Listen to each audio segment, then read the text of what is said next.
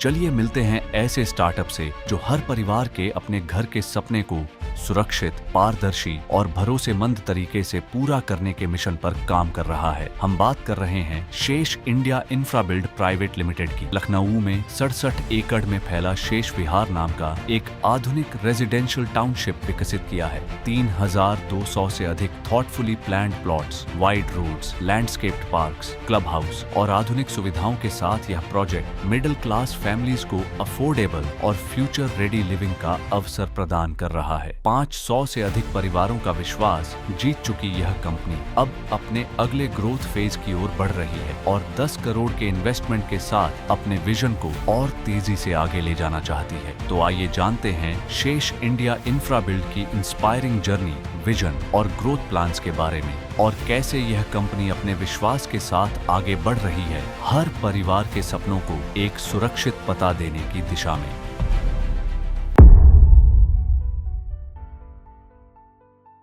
हमारी कंपनी शेष India Infrabuild private limited और 2023 से स्टार्टअप है ये हमारा, और इसमें करीब 250 बीघा के आसपास हमने अभी एक्वायर किया हुआ है। अभी जो डील हम करते हैं प्लॉट्स में करते हैं, रो हाउसेज में करते हैं, और अभी आगे 1 साल के बाद अभी ग्रुप हाउसिंग में भी हम जा रहे हैं। हमारे यहाँ आवास विकास परिषद काफ़ी ज़मीनें एक्वायर करती है। एक्वायर करने के बाद वो प्राइवेट बिल्डर को अलॉटमेंट करती है। और फिर प्राइवेट बिल्डर उसको डेवलप करके पब्लिक को सेल आउट करते हैं। तो उसमें हमारी तैयारी अभी चल रही है ग्रुप हाउसिंग की और रो हाउसेस की। अभी हम आवास विकास से इंडिविजुअल प्लॉट्स ले रहे हैं, वो किसानों को आवंटन और किसानों से मैं उसको परचेज कर रहा हूँ और उस पर जो है मैं डुप्लेक्स बना करके सेल आउट करना शुरू किया हूँ। अभी ये नया मैंने ये कॉन्सेप्ट शुरू किया है। लेकिन मैं जब ये सारी चीज़ें करने गया तो मुझे खुद प्रॉब्लम होने लगी।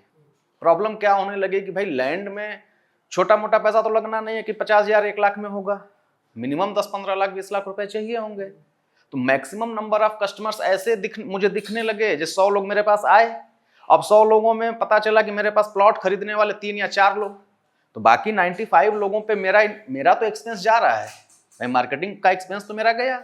तो मैंने उसको कवर करने के लिए मैंने सोचा कि यार सबसे बड़ा जो मेजर प्रॉब्लम आ रही है वो क्या आ रही है, फंड्स इनके पास नहीं हो पा रहा है। तो क्यों ना इसको मैं ऐसा तरीका बनाऊं कि ये सारे लोग हमारे यहाँ कन्वर्ट हो जाएं। तो फिर मैंने क्या किया कि प्लॉट की साइज को तोड़ दिया और 500 स्क्वायर फीट के प्लॉट्स बना दिए। 500 स्क्वायर फीट के प्लॉट्स बना दिए और साइज रख दी 20 बाई 25 की। और मैंने कहा कि आप एक काम करो, आप मुझे पैसा दो ही मत, आप मुझे 60 महीने में पैसा दो EMI पे। अभी रेट मैंने रखा हुआ है सर 750 रुपये स्क्वायर फीट, 850 रुपये स्क्वायर फीट और 999 रुपये स्क्वायर फीट। EMI वाला मैं 750 रुपये स्क्वायर फीट पे दे रहा हूँ पीछे की तरफ। और उसमें मैंने अपनी मार्केटिंग स्ट्रेटजी लगा दी कि आपको 60 महीने में पैसा देना और 100 रुपये का लाभ मैं आपको आज ही दे रहा हूँ। इससे कस्टमर अट्रैक्ट हुआ कि पैसा भी छोटा देना है। अब 750 रुपये के हिसाब से मैंने 6250 रुपये महीने की EMI बना दी। कस्टमर को मैंने ये पिच किया कि आपको 210 रुपये डेली के बचाने हैं, 60 महीने जमा करिए और आपको हम प्लॉट दे देंगे। तो इससे क्या होगा कि लोअर इनकम वाले, लोअर पेइंग कैपेसिटी वाले भी हमारे साथ जुड़ने लगे, और जिसके पास पेइंग कैपेसिटी है वो 4 प्लॉट ले लिए हमसे, 25,000 महीना देने लगे, उनको भी इजी गोइंग हो गया। और प्लॉट साइज उनकी, भाई हम तो पेपर पे 500 स्क्वायर फीट का हमने बनाया हुआ है, लेकिन मौके पर तो हम प्लॉट देंगे ना एक ही जगह पे। तो अगर 4 प्लॉट किसी ने ले लिया तो 40 बाई 50 का प्लॉट हो गया उनका, तो एक स्टैंडर्ड साइज का प्लॉट भी हो गया और इजी EMI पर वो हमको देने लगे। 250 बीघा के आसपास मैंने एक्विजिशन किया हुआ है, और रजिस्ट्री की अगर बात करें तो 70 से 90 बीघा के आसपास रजिस्ट्री है। पिछले महीने तक मेरे पास 800 के आसपास लोग थे। अभी मैं आज खड़ा हूँ, ये मान के चलिए कि 1000 से ज़्यादा लोग अभी हो गए हैं। अब सबसे बड़ी जो प्रॉब्लम क्रिएट हो रही है, मुझे जो दिख रहा है इन फ्यूचर, भाई रजिस्ट्री जो हो रही है वो तो एक साथ पैसा आ गया, चलो कोई नहीं। जो रो हाउसेस बना रहा हूँ वो तो बैंक लोन हो गया, चलो कोई नहीं। लेकिन इनकी संख्या कम है, क्वांटिटी कम है, लेकिन EMI की संख्या बहुत ज़्यादा हो गई। अभी तो मेरे पास जितने कस्टमर हैं उनको देने के लिए लैंड है, अभी 200, 300, 400, 500 और हो जाएंगे तो उतनी लैंड मेरे पास है। लेकिन ये तो चलता रहेगा ना अब ये। तो अभी मैं 50 लाख प्लस पे टर्नओवर पे चल रहा हूँ। तो 50 लाख के टर्नओवर पे सर उसी में मेरी ऑफिस मैनेजमेंट है, मार्केटिंग एक्सपेंस, जो बचता है वो काश्तकार के पास जा रहा है। तो इसलिए उसको जो है लैंड खरीदने के लिए मुझे इन्वेस्टमेंट की ज़रूरत है।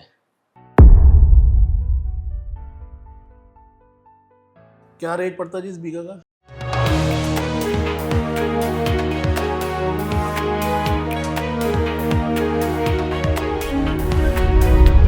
क्या रेट पड़ता है जी इस बीघा का? 60 लाख रुपए बीघे से शुरू होती है और मैक्सिमम मान के चलिए कि 1,10,00,000 रुपए बीघे तक मैक्सिमम जाएगी।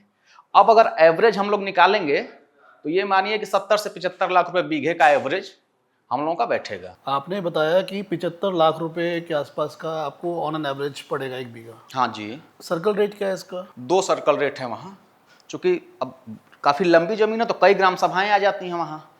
तो 1 ग्राम सभा है उतरावा, 1 ग्राम सभा है कनकहा और 1 ग्राम सभा है मस्तीपुर। तो उतरावा का जो सर्किल रेट है सर वो 4500 रुपये स्क्वायर फीट है। और आप इसको बेचते किस रेट पर हो? 750 रुपये स्क्वायर फीट, 850 रुपये स्क्वायर फीट और 999 रुपये स्क्वायर फीट। मतलब मोटा मोटा 7,500 रुपये गज। हाँ मान लीजिए आपने 100 प्लॉट बेचे, हाँ हाँ 100 में से कितने ग्राहक आपके ऐसे होंगे जो ईएमआई बेसिस पे खरीदेंगे आपसे, और कितने ऐसे होंगे जो डाउन पेमेंट पे खरीद रहे हैं? 100 में से सर ये मान के चलिए कि 90 ग्राहक ऐसे होंगे जो ईएमआई बेसिस पे खरीदेंगे। अभी तक कितने बेच चुके हैं आप टोटल?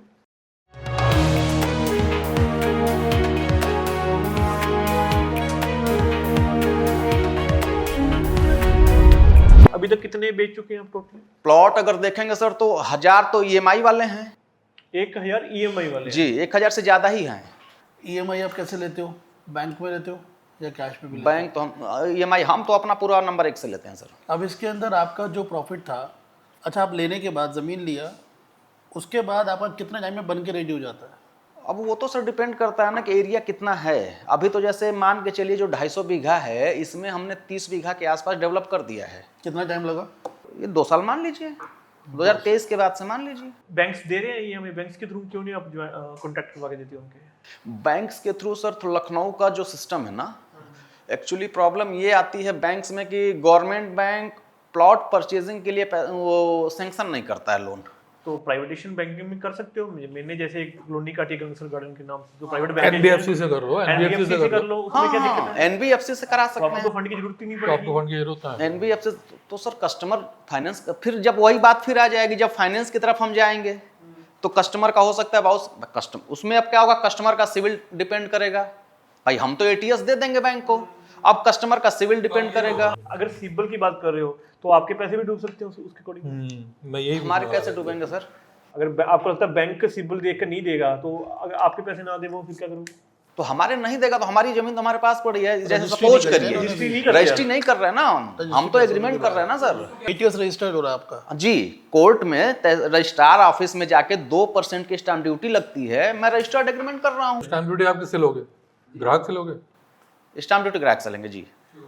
हाँ, स्टाम्प ड्यूटी भी ग्राहक से लेंगे और फिर जो है डेवलपमेंट चार्ज भी ग्राहक से तो लेंगे। आपका रिस्क फैक्टर तो बढ़ता जा रहा है ना।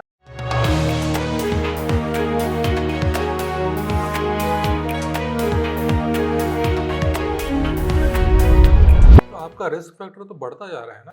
कैसे? अगर बंदा बीच में डिफॉल्टर हो गया तो क्या करोगे? कोई बात नहीं सर, डिफॉल्टर हो गया तो उसका पेमेंट हम डिडक्शन करके अब कैंसिलेशन करने तो आएगा ना सर। कैंसिलेशन नहीं पता लगेगा, 2 साल तक उसने कोई ईएमआई नहीं दिया, 3 महीना अगर कंटिन्यू ईएमआई बाउंस हुई, प्लॉट कैंसिल कर देंगे। एग्रीमेंट में वो लिख रखा आपने? वो रजिस्टर्ड एग्रीमेंट में प्रॉपर लिखा हुआ है कि पैसे उनको हमको देने ही देने हैं और 5 साल के अंदर इनको कंप्लीट करके रजिस्ट्री करानी ही करानी है। नहीं कराएंगे तो 30% हम डिडक्शन करके इनका पैसा इनको वापस करके प्लॉट हम दूसरे को सेल कर देंगे। बेसिकली तो आपके स्टार्टर में यही खेल है भी बंदा पैसे वाला चाहिए, पैसा लगा दे और आराम से वो बेच सकता है। यही चीज हुआ। कोई यूएसपी तो नहीं है, कोई स्पेसिफाई आपके पास कोई यूएसपी या कोई प्लस पॉइंट तो है ही नहीं इसमें कोई। प्लस पॉइंट ये है सर कि जैसे अगर आज के डेट में हम लैंड खरीद लेते हैं, अभी क्या है कि अभी हमारे पास 1000 कस्टमर हैं, 50 लाख से ज़्यादा का हमारा टर्नओवर हर महीने हो रहा है, ठीक है। अब उनको ज़मीन देने के लिए अभी हमारे पास है, हर 2 महीने में हमारा जो रेवेन्यू है ये 20 से 25 लाख रुपए बढ़ रहा है। 5 साल तक ईएमआई आ रही है और ये कंटिन्यू 5 साल तक हमारा चलेगा। तो जो हमारी कैलकुलेशन है कि आफ्टर 5 ईयर्स हम 2 से 2.5 करोड़ रुपए महीने के रेवेन्यू जनरेशन दे रहे हैं। ठीक है, मैं वो आपकी बात समझ गया, लेकिन बात समझिए, चलो मेरे पास पैसे पड़े हैं, मैंने जस्ट लैंड लेनी है और करके ये कर देना है। मेरी यूएसपी तो कोई भी नहीं है, कोई भी बंदा एंटर हो सकता है इस लाइन में, तो जस्ट पैसा चाहिए और तो कुछ भी नहीं चाहिए। हाँ, पैसा ही चाहिए ना सर। नथिंग और तो कुछ भी नहीं चाहिए ना, मैं कोई इसमें कोई इनोवेशन तो हो नहीं रही, कुछ हमने कोई नई इनोवेशन नहीं, बस लैंड आज खरीद लेते हैं, 5 साल बाद लैंड तो ऐसा ही हमारी 2.5 से 3 गुना हो जानी है। में। आप ये जो प्लॉट या जो भी आप घर बेच रहे हो, एक घर बेचने में वो कस्टमर अक्वायर करने में कितना पैसा लग रहा है? पिछले महीने हमारा मार्केटिंग खर्च हुआ था सर लगभग 3 से 3.5 लाख रुपए। और कितने कस्टमर आए थे? कस्टमर आए थे पिछले महीने हमारे 52। ओके, चलो आपके टारगेट कस्टमर कौन है, मतलब पुअर पर्सन, मिडिल पर्सन कौन है आपके बेसिकली? हमारे यहाँ अगर आप देखेंगे तो मिडिल क्लास के लोग सबसे ज़्यादा हैं। लोकल ही हैं या बाहर? नहीं, लोकल तो आप समझिए कि अगर 100 कस्टमर हैं तो लोकल उसमें से 5-6 होंगे। और हमारे यहाँ मैंने एक प्लेटफॉर्म बना रखा है जो सेल करने का एक प्लेटफॉर्म बना रखा है। वो प्लेटफॉर्म क्या है कि हर जिले में मैंने अपने एसोसिएट्स बना रखे हैं। ओके, ठीक है, कमीशन बेसिस पे। आज के डेट में 400 से ज़्यादा एसोसिएट्स हमारे पास हैं जो कस्टमर को लेकर के आते हैं, उनकी डील क्लोज होती है, जो भी डील क्लोज होती है उनको उनका कमीशन हम देते हैं। दूसरा ये तो मंथली कितना आपका सेल हो रहा है, जैसे इस मंथ आपका कितना सेल हो गया? सेल रेशियो आप मान के चलिए कि हर महीने लगभग 50 से 100 कस्टमर का एवरेज है, 50 से 100 कस्टमर के बीच में। पिछले साल क्या था और इस साल क्या है, कितना चेंज आया आपके उसमें? पिछले साल हमने किया था लगभग 225 कस्टमर के आसपास किया था जी। ओके, और इस साल हमने 800 से ज़्यादा कस्टमर किया है इस 5-6 महीने में। इस कंपनी की बुक्स में कितनी वैल्यू दिखा रहे हो अभी, टर्नओवर कितना दिखा रहे हो? पिछले साल मार्च से मार्च तक का अगर आप देखेंगे तो लगभग हमने केवल ईएमआई बेसिस पे आप देखेंगे तो हमने 3 करोड़ का क्लोजिंग किया था। और टोटल बुक बताओ पूरे साल की, कितने का वो किया, कितना आया कितना गया मोटा मोटी? टोटल आया था सर 17 से 17.5 करोड़ के आसपास पिछले साल, और लगभग खर्च हमारा हुआ था 7 करोड़ के आसपास।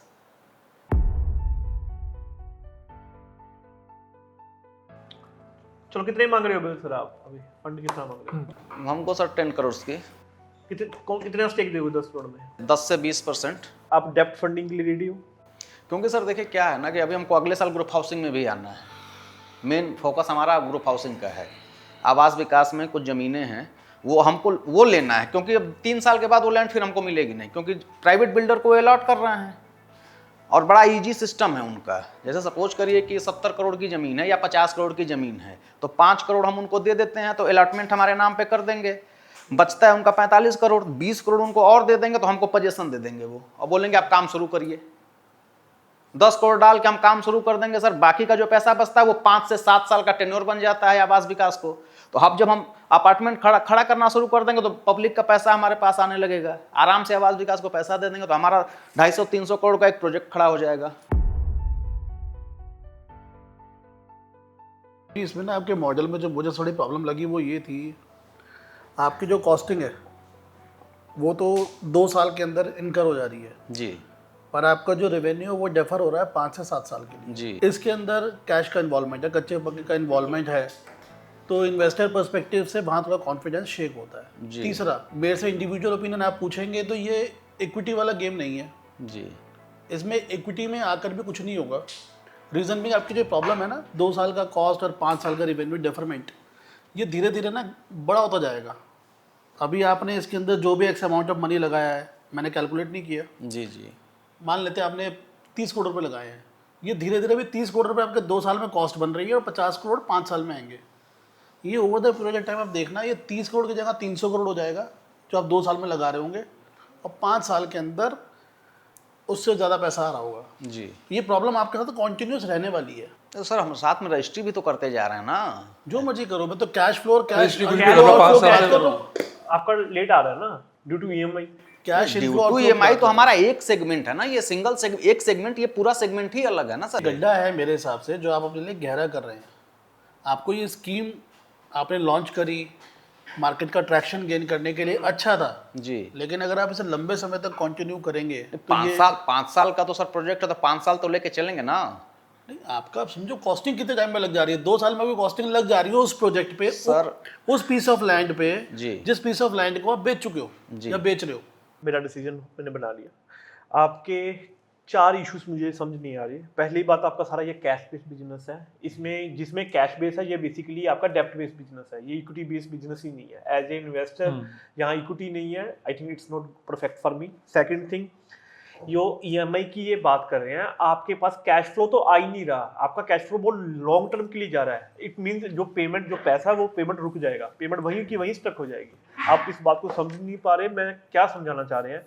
आपने तो एक बार पेमेंट कर दी ना, कोई भी लैंडलाइन की पेमेंट तो आपने ऑलरेडी कर चुके हैं ना, आपको पेमेंट आएगी 5 से 6 सालों के लिए। तो इन सभी बातों के कारण I am out from this. मेरे भी सिमिलर यही रीजंस है। ऐसा नहीं है कि आप जो काम कर रहे हो वो ख़राब है, आप अच्छा काम कर रहे हो, but yes because of cash involvement और because of deferment of revenue इसमें इंटरेस्ट नहीं आता। बेटर है आप बैंक्स को इसमें पार्टनर बनाओ। जी सिविल की टेंशन है तो लेट द कस्टमर्स हैंडल ना यार, why you are bothered about. अब आप you have gained sufficient traction so far, now you can involve banking system into it या NBFC system into it, let them take headache of getting the loan sanction to the जो भी buyers हैं उनको। Risk कम होगा उनके लिए, EMI का amount और कम हो जाएगा, आपके लिए और ज़्यादा फ्रूटफुल हो जाएगा ये। जी और आपका ये जो आप फंड्स रिक्वायरमेंट अभी कर रहे हैं ना, वो रिक्वायरमेंट ही खत्म हो जाएगी। थैंक यू भाई।